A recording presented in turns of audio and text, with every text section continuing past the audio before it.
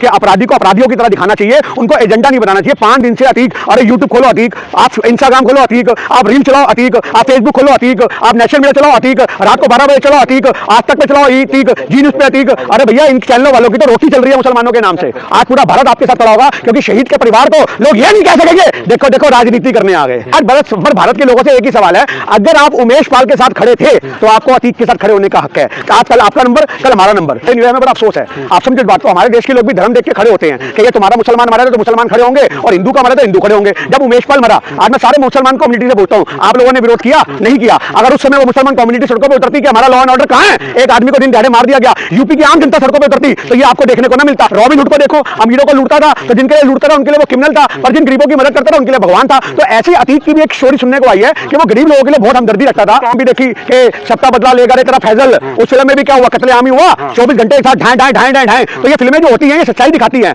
आज गैंगवार था, अगर आप इस चीज को देखो अतीक की मोटो कैसे देखता हूं, तो ये 2 राजनीतिक पार्टियों के बीच में गैंगवार था जो बहुत पुराना था, जिसमें सत्ताधारी गैंगवार हमेशा भारी पड़ेगा। ये बात आप याद रखिए। अगर कोई मुसलमान अपराधी होगा तो नेशनल मीडिया में 24 घंटे हाईलाइट चलेगी, आप समझो। कोई हिंदू अपराधी होगा तो नेशनल मीडिया उसको दबाने की कोशिश करेगी, आप समझो। आपको पता होना चाहिए 13 अप्रैल को, मैं आपको खबर दे रहा हूं, मेरठ की खबर है, 13 अप्रैल को 2.5 लाख का इनामी बदमाश आदित्य राणा मेरठ में ढेर कर दिया गया पुलिस के द्वारा।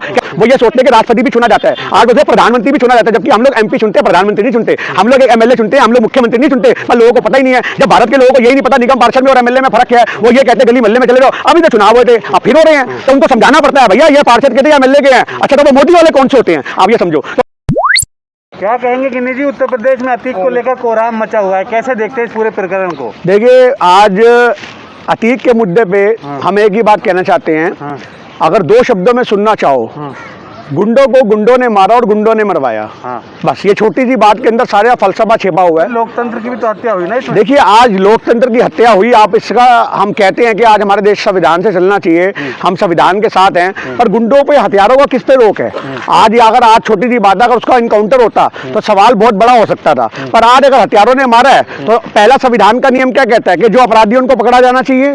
पुलिस ने भगाया तो नहीं, अगर पुलिस भगा देती तो हम ये मानते भैया लोकतंत्र के अगेंस्ट काम हुआ। भैया अगर आज किसी को करना चाहिए तो पुलिस ने क्या करा? पुलिस ने तुरंत पकड़ा या नहीं पकड़ा? पकड़ा। दूसरा काम क्या होना चाहिए कि पुलिस ने पकड़ने के बाद उनको हिरासत में भेजा चाहिए, आज वो भी संविधान के तहत हुआ। तीसरा, जब योगी सरकार पे सवाल उठे कि तुम्हारे वहां के बंदे क्या कर रहे थे, उन्होंने गोली क्यों नहीं चलाई, तो ये बात योगी सरकार को भी हजम आई और उन्होंने उसके बाद उनको क्या किया? सस्पेंड किया। तो हर चीज तो संविधान के हिसाब से हो रही है। अब हथियारों वहां पे कौन आगे किसको मार दे, ये बात तो जांच का विषय है कि वो वहां पे कैसे पहुंचे, उसमें कौन सा पुलिस वाला इन्वॉल्व था, क्योंकि आज पत्रकार बनकर वो गए तो आज ये क्या किसी ना किसी ने तो उनको ये भेज दिया होगा। 2 दिन पहले वो वहां पे आके बस गए हैं, यूपी के किसी जगह में रह रहे हैं, तो ये षड्यंत्र जो रचा गया, ये षड्यंत्र करता कौन था, ये जांच का विषय है। लेकिन दिन में हिफाजत कर रहे थे अतीक की 150 पुलिसकर्मी और रात को कर रहे थे 15। मैं आपसे यही तो मैं क्या कहना चाह रहा हूँ, कोई ना कोई पुलिस वाला मिला हुआ है ना, मैं आपसे यही तो कहना चाह रहा हूँ। अगर आप ये कहो कि पूरा प्रशासन मिला हुआ है तो ये एक जांच का विषय है,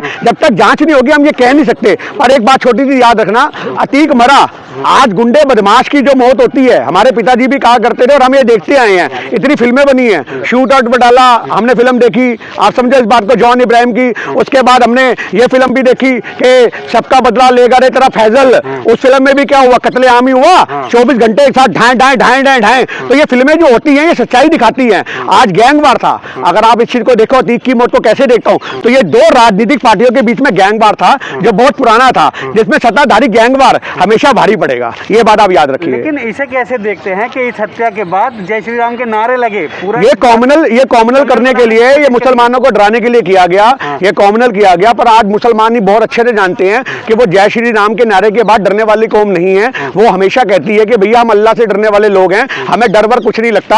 आज भी आप मुसलमानों से बोलो तो वो चौड़े में बोल रहे हैं, आप सारी बातें छोड़ दो, उनके अतीक के गांव के मुसलमान चौड़े में बोल रहे हैं कि अतीक को गलत मार दिया, आप समझो इस बात को। यानी कि उसके अंदर कुछ ना कुछ अच्छाई भी तो होगी, क्योंकि हर आदमी में कुछ अच्छाई होती है और कुछ बुराई होती है। आज फुल्लन देवी, आप समझो, उस गांव के लिए दहशत थी, जिन 40 ठाकुरों को लाइन में रख के गोली मारी, पर वो फुल्लन देवी उन औरतों के लिए जो एनजीओ के माध्यम से मदद करती थी उनके लिए भगवान बन चुकी थी, आप समझो। रॉबिन हुड को देखो, अमीरों को लूटता था, तो जिनके लिए लूटता था उनके लिए वो क्रिमिनल था, पर जिन गरीबों की मदद करता था उनके लिए भगवान था। तो ऐसे ही अतीक की भी एक स्टोरी सुनने को आई है कि वो गरीब लोगों के लिए बहुत हमदर्दी रखता था। कहा जा रहा है कि अतीक के साथ कुछ भाजपा नेता मिले हुए थे, जिसमें उमेश पाल हत्याकांड हत्याकांड हुआ था। देखिए और आज सबको छुपाने के लिए अतीक की हत्या मेरी की बात गई, एक छोटी सी, पुरातन आज है। छोटी सी बात यह है कि उमेश पाल का मुद्दा जो था, आज भारत के लोग उस समय खड़े नहीं हुए, हमें बड़ा अफसोस है। आप समझो इस बात को, हमारे देश के लोग भी धर्म देख के खड़े होते हैं कि ये तुम्हारा मुसलमान मारा तो मुसलमान खड़े होंगे और हिंदू का मरा तो हिंदू खड़े होंगे। जब उमेश पाल मरा, आज मैं सारे मुसलमान कम्युनिटी से पूछता हूं, आप लोगों ने विरोध किया? नहीं किया। अगर उस समय वो मुसलमान कम्युनिटी सड़कों पर उतरती कि हमारा लॉ एंड ऑर्डर कहां है, एक आदमी को दिन दिहाड़े मार दिया गया, यूपी की आम जनता सड़कों पर उतरती तो ये आपको देखने को ना मिलता। पर उस समय उमेश पाल मरा, वो हिंदू था तो मुसलमान चुप थे, और आज अतीक मरा तो आज हिंदू चुप है। आज जब तक हमारे देश में आतंकियों में, गुंडों में, बदमाशों में भी धर्म देख के तुम उनका समर्थन करोगे तो आज कल आपका नंबर, कल हमारा नंबर। तो लेकिन ये योगी जी से सवाल तो लोगों ने किया था ना उमेश पाल हत्याकांड के बाद कि कैसा प्रशासन है, क्या हो रहा है, तभी उन्होंने कहा कि मिट्टी में मिला देंगे इस तरीके एक छोटी सी बात समझिए, उमेश पाल भाजपा का नेता था। आज योगी सरकार कैसे मान लेगी? 2022 के अंदर, आप बहुत से लोगों को पता नहीं है, 2022 के अंदर जो चुनाव थे, उन चुनावों में विधानसभा के अंदर उमेश पाल ने समाजवादी पार्टी छोड़ करके इनका दामन थाम लिया था। तो योगी सरकार को यह गवारा नहीं हुआ कि हमारे आदमी को तुम मार जाओगे और 2 पुलिस वालों को भी मार जाओगे, तुम्हें कैसे बख्शा जाएगा? मैं आपको एक बार फिर बता दूं, मुझे जहां तक पर्सनली लगता है यह बहुत बड़ा षड्यंत्र था उमेश पाल को मरवाना, उमेश पाल के केस में अतीक को अंदर बंद करना, उसको उम्र कैद देना, और उसके बाद उसके बेटे का इनकाउंटर, और उसके बाद इसकी हत्या। यह पूरी साजिश है। अगर आप ये समझो तो उमेश पाल कांड के अंदर भी हो सकता है कि कोई ना कोई बंदे ऐसे होंगे जिन्होंने क्ल्यू दिया होगा उनको कि भैया ये लोग यहां पर जा रहे हैं। तो ये पूरा प्रशासन जो चल रहा है, ये राजनीतिक प्रतिद्वंदियों की आपस की लड़ाई है, या आम जनता इसमें पिछ रही है। तो आज भारत के लोगों से एक ही सवाल है, अगर आप उमेश पाल के साथ खड़े थे तो आपको अतीक के साथ खड़े होने का हक है। अगर आप लॉ एंड ऑर्डर पे सवाल उठा रहे हो तो आप समझो आज भारत के लोग ही से एक सवाल है कि आपको जब थाने में बिठा लिया जाता है तो आपकी सिफारिश वहां पे काम नहीं आती, तो आप भी नोटों का इस्तेमाल करते हो। जो लोग ये गला फाड़ फाड़ के बोल रहे देश संविधान से चलेगा, देश में कानून है, देश में लॉ एंड ऑर्डर है, ये वही लोग हैं तो 100 रुपए जेब में रख के चलते हैं, पुलिस वाला पकड़ ले तो चलान से बचने के लिए 100 रुपए जेब में डालते हैं। जब आप संविधान की धज्जियां उड़ाओगे तो आप गुंडे बदमाशों से उम्मीद करोगे कि वो संविधान के तहत काम करेंगे? लेकिन अतीक को मरने पे मसला नहीं, अतीक को मारने वालों पे मसला है कि गलत तरीके, गलत लोगों ने मारा। देखिए आज शासन मारता, पुलिस आज आज आज आज आज एक छोटी सी बात को आप याद रखना, आप अतीक की हिस्ट्री पढ़ना, 10 साल तक जज उस पर फैसला नहीं सुना सके। आज जजों की कलम कांपती थी, जज दसों ने उसके फैसले के लिए, सारे लोग, मैं क्या कहना चाह रहा हूं, आज जजों, यही तो बाहुबली का वो था पूरा का पूरा। तो जब हमारे देश में आज बाहुबली जेलों से बैठ के साम्राज्य चलाएंगे तो अंत तो ऐसा होगा ना। में बैठ के भी तो साम्राज्य चल रहे हैं, ये भी तो आप देख रहे हैं। आज हमने कब मना करा? हम कहते रहे जिनकी सत्ता है उन्होंने ये सब कुछ करवा दिया, जब इनकी सत्ता आएगी बदल करके तो ये कुछ करवाएंगे। ये तो गैंगवार है, हम तो कह रहे हैं आपको। आज 2 गैंगवार फिल्मों में देखते हैं ना, उसने उसका बंदा मारा, उसने उसका बंदा मारा, ये तो गैंगवार का। लोकतंत्र और संविधान के तो दम निकल रहा है। देखिए लोकतंत्र और संविधान को मजबूत करो ना, क्यों नहीं करते? उससे सिर्फ एक किताब और संविधान, फिर मेरा सुन लो, आज संविधान को आप एक किताब बना के रख के बैठे हुए हो।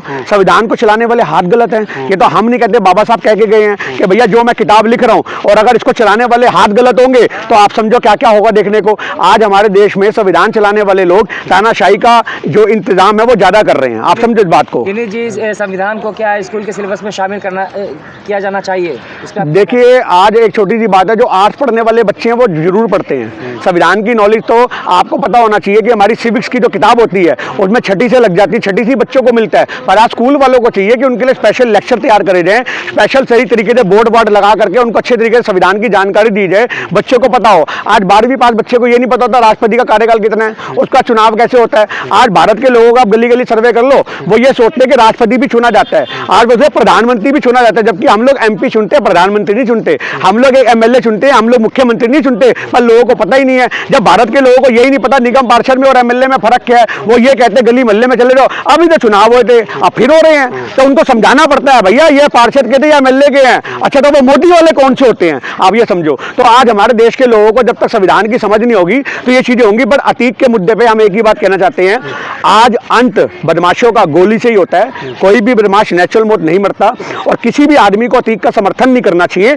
आपके पास सवाल होने चाहिए, आपके पास सवाल होने चाहिए कि जो 42 और सांसद हैं जो भाजपा के संरक्षण में पल रहे हैं उनका इनकाउंटर कब होगा। आप सवाल ये करो। आप लॉ एंड ऑर्डर की बात कर रहे हो तो लॉ एंड ऑर्डर तो यूपी के अंदर उसके बाद 2 दिन में देखने को मिल गया। एक छात्रा को गोली मार दी गई, आप समझो इस बात को। एक 11 साल की लड़की का उन्नाव के अंदर पहले, थोड़े समय पहले की बात है, 6 महीने पहले की, 11 साल की लड़की का बलात्कार होता है और वो 11 साल की बच्ची मां बन जाती है और उन जमाने जमानती मिल जाते हैं उन लोगों को। आप समझो, उन पांच मुजरिमों को जमानत मिलती है और जमानत में आने के बाद वो उस लड़की के घर में आग लगा देते हैं, जिसमें लड़की भी जल जाती है और उसका 7 महीने का बच्चा भी जल जाता है। तो आप समझो इस बात को, वो मुद्दा नेशनल मीडिया पे क्यों नहीं है? क्योंकि नेशनल मीडिया भी धर्म देख के आग लगाता है। आप समझो, अगर कोई मुसलमान अपराधी होगा तो नेशनल मीडिया में 24 घंटे हाईलाइट चलेगी। आप समझो, कोई हिंदू अपराधी होगा तो नेशनल मीडिया उसको दबाने की कोशिश करेगी। आप समझो, आपको पता होना चाहिए 13 अप्रैल को, मैं आपको खबर दे रहा हूं, मेरठ की खबर है, 13 अप्रैल को 2.5 लाख का इनामी बदमाश आदित्य राणा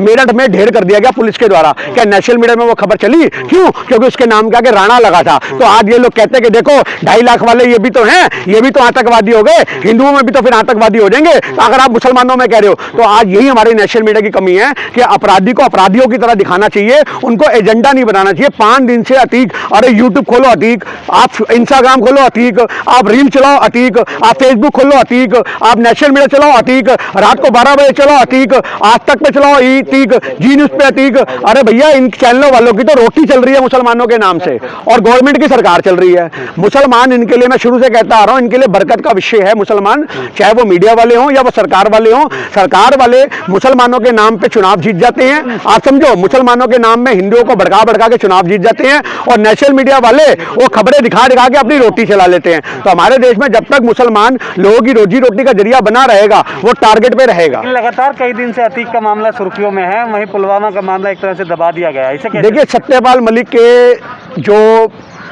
व्यक्तंगे निकल के आए उनका स्वागत करते हैं, पर उसी समय क्रॉस क्वेश्चन खड़ा करता हूं कि आज कहीं ना कहीं सत्यपाल मलिक इसके लिए जिम्मेदार नहीं है। आज सारे लोग ये तो कह रहे सत्यपाल मलिक ने खुलासा कर दिया, राजनीतिक पार्टियों ने निकल के प्रदर्शन भी करना शुरू कर दिया, धरने प्रदर्शन हो रहे हैं, जांच की मांग हो रही है। अरे 2019 से हम तो जांच की मांग कर रहे थे कि भैया जांच होनी चाहिए पुलवामा की, इतना बड़ा हादसा हुआ, 300 किलो आरडीएक्स कहां से आया? और अगर ये कहते हैं कि उन्होंने एयरक्राफ्ट मांगे थे और सत्यपाल मलिक कहता मुझे बोल देगा चुप हो जाओ, तो आप उस समय क्यों नहीं बोले?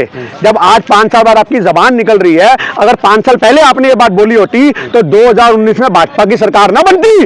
जो आज विनाश की स्थिति हमें देखने को मिल रही है, अर्थव्यवस्था हमारी डूब गई, देश बिकने की कगार पे आ गया, कोरोना काल में लोगों का फायदा उठाया गया, जो इतना कुछ रचा गया, इसका जिम्मेदार कहीं ना कहीं सत्यपाल मलिक है। पर सत्यपाल मलिक को उस समय अपनी कुर्सी प्यारी थी। आप समझो, उस समय अगर सत्यपाल मलिक ये बात बोलता तो पूरा भारत उसका स्वागत करता, पर सत्यपाल मलिक ने उस समय चुप रहना। अरे मोदी ने बोला चुप हो जा, चुप हो गया। अब मोदी ने आगे का चाबी घुमा दी, बोल दे।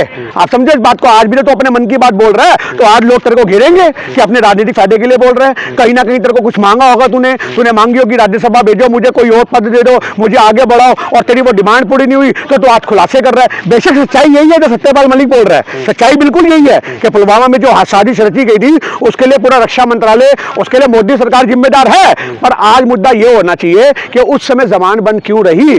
अगर उस समय ये अपनी जबान खोलता तो बहुत कुछ होता। आज पुलवामा के जो शहीद बच्चों के परिवार हैं, उन परिवार वालों से हम कहते हैं कि न्याय आपको अदालतें नहीं देंगी। आप समझो इस बात को, न्याय आपको जनता दिलवाएगी। आज सारे पुलवामा के जो शहीद बच्चे हैं, उनके परिवार हैं, उनके पिताओं से हमारा हाथ जोड़ के विनम्रता पूर्वक एक अनुरोध है कि आप लोग सड़कों पे उतरो, आप लोग जमीन पे लड़ाई लड़ो, और जब तक आप जमीन पे लड़ाई नहीं लड़ोगे, आपकी डिमांड पूरी नहीं होगी, आपके बच्चों को शहीद का दर्जा नहीं मिलेगा, आपको सम्मान नहीं मिलेगा। आज पूरा भारत आपके साथ खड़ा होगा, क्योंकि शहीद के परिवार को लोग ये नहीं कह सकेंगे देखो देखो राजनीति करने आ गए। तो आज सोचने की बात है, क्या कांग्रेस पार्टी हो या देश के बाकी आवाम के लोग हो, जब जब वो जाएंगे तो लोग कहेंगे कोई ना कोई संगठन वाला होगा, रोटियां सेकने के लिए आया है। पर जब शहीद के परिवार सड़कों पर निकल के आएंगे तो पूरा भारत उस झंडे के पीछे चलेगा, और उसका हम सम्मान करते हैं।